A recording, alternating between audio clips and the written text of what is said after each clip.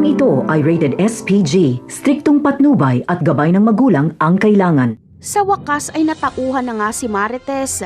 Pinakinggan niya ang sinabi ni Santino na kaawaan niya naman ang sarili niya. Kaya sasama na si Marites kay Ramon, kaya tinawagan niya ito para magpasundo. Ayaw ni Marites na pumunta pa sa kanila si Ramon dahil magkakagulo na naman. Kaya tatakas na lang siya at makikipagkita na lang kay Ramon. Pero hindi talaga maiiwasan ang gulo dahil magkukros ang landas ni Ramon at David. Muling masusukol ni Ramon si David pero swerte pa rin si David dahil magmamakaawa si Marites na wag siyang patayin. Kaya makikinig dito si Ramon.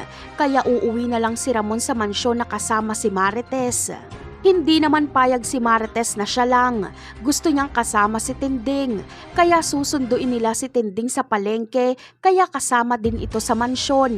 Ano kaya ang magiging reaksyon ni Tanggol kapag tinawagan siya ni Ramon at sabihing pumunta siya sa mansyon dahil nandoon ang nanay at lola niya?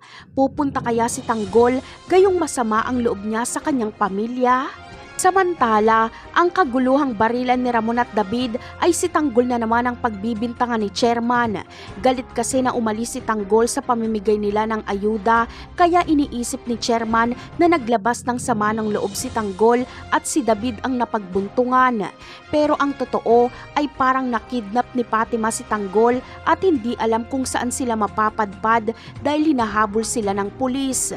Napakarami pa nating dapat abangan sa mga susunod na episode. Paalam!